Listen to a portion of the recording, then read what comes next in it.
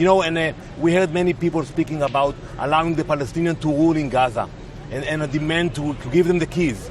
We gave them the keys. 20 years ago, exactly 20 years ago, Prime Minister Sharon handed the keys for Gaza to the Palestinians. He uprooted the Jewish communities, took out the military out of Gaza, and we told them, go build your future. Let's live together with coexistence. We are not going to be there.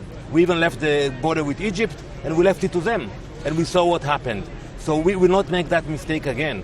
Many people say that Prime Minister Sharon, with due respect, pulled out hastily with no negotiations with the international community or with the Palestinian Authority and just basically left this place to them.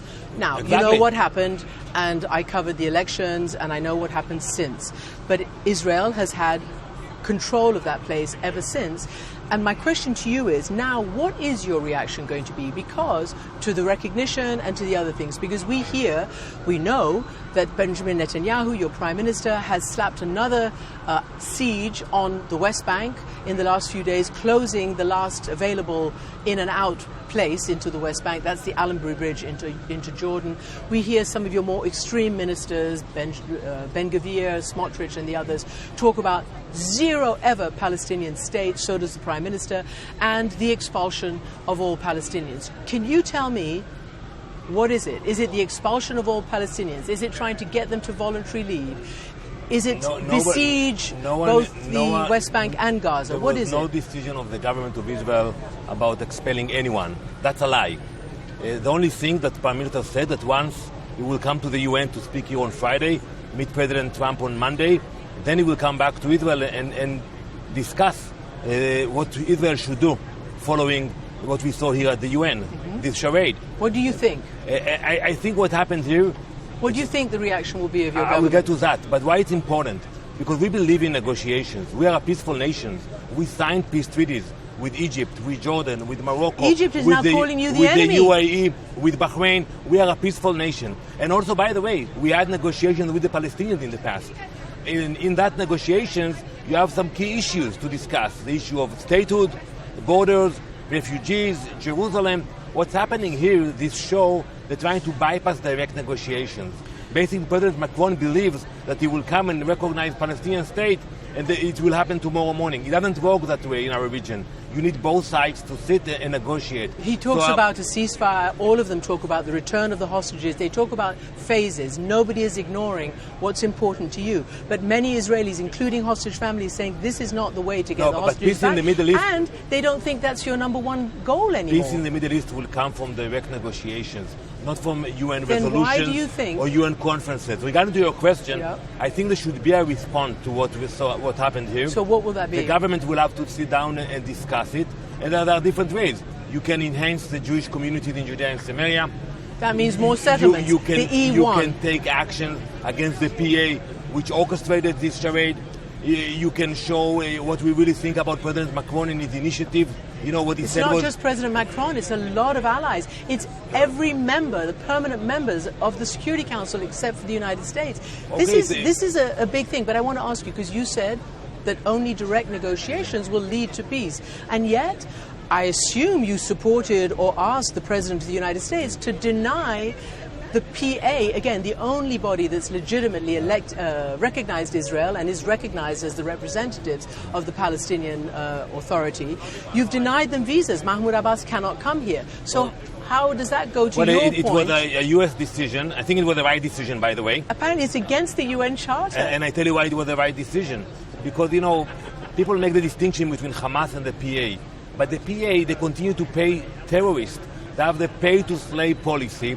There was a terror attack in Jerusalem a few weeks ago. 6 Israelis were massacred. The PA, President Abbas, will pay the families of the terrorists a monthly salary of $1,000 a month for life. From what I gather, that is no longer the case. No, that's the case. And you can ask President Abbas next time you interview him, and he will tell you. I will. I'll ask his representative tomorrow. And they will tell you that for them, that's part of their ideology. And President Abbas said it in the General Assembly last year when he came here. Even if it will be the last dollar he has, he will use it to pay for the families of the martyrs. Okay. That's how he called the terrorists. Let me ask you a question. Do you see the pictures? Okay, so we've just had the foreign minister of Brazil, and he said he used the word vengeance, this vengeance that Israel is taking after the terrible crimes of October 7th, and everybody knows that they were terrible crimes. But this vengeance is gone overboard. And even President Biden, your strongest collaborator, ally, came from the United States to Israel and said to the Prime Minister, don't do what we did in vengeance after 9/11. Don't do what we did, because look where it ended. I'm looking at you and I'm telling you, it's not a vengeance. We want, and it can be over tomorrow morning. Once the hostages are released, Hamas give these weapons. You know, you remember what happened in Beirut when the PLO was deported to another country. It can be over in one day. But it will not be over with hostages in Gaza and Hamas in power in Gaza. And we want it to be over. You know, my late father fought in Gaza. I myself served in Gaza. My son was in Gaza as an officer. We have no desire to be there. We don't want to send our boys to risk their lives. Every day we have Israeli casualties in Gaza. We want to pull out. But we will pull out when we know that we got the hostages back and that Hamas is out of the game. As you know, President Biden and his Secretary of State told me as they were leaving, his Secretary of State, that because of this war, even more Hamas are being recruited, almost the same as you say you're killing. And I guess in the end I want to know whether for you and for the Israeli government, the death of so many children and women can ever be a justification. You're going after, you say, Hamas, but the interim, the collateral damage, the horrible word, the civilian casualties, are huge. And I wonder how Israel, which has suffered such horror in its past, will be able to get over this and answer to this, because even now some of your reservists, they don't want to go. They're writing letters. They're saying that we've achieved our aims. We don't want to go to this. Well, we see the letters, and so do your former defense and intelligence people. They say it. We have a strong nation. We regret the loss of lives of any civilians, but the blame is on Hamas, period. They started this war. We had a ceasefire before October 7th. They came into our communities, kidnapped our babies, raped our women. Don't blame us for what we are doing. It's a war of self-defense. When the U.S. blaming the victim. Attacked Osama bin Laden and there were casualties among civilians, no one blamed the U.S. Same with many other wars. But we regret it, and I will tell you that. We regret it. And I think we care more about the future of the Palestinians in Gaza than Hamas. We want to have a future for them, but there will be no future for them if Hamas will stay in power there.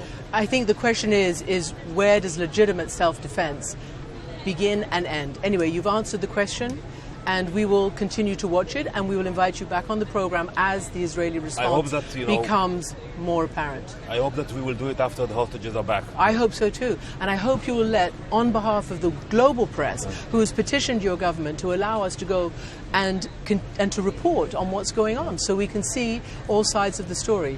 Why do you keep us out? We want to keep you safe. We're war correspondents. We'll continue this conversation. Thank you. Thank you, Ambassador.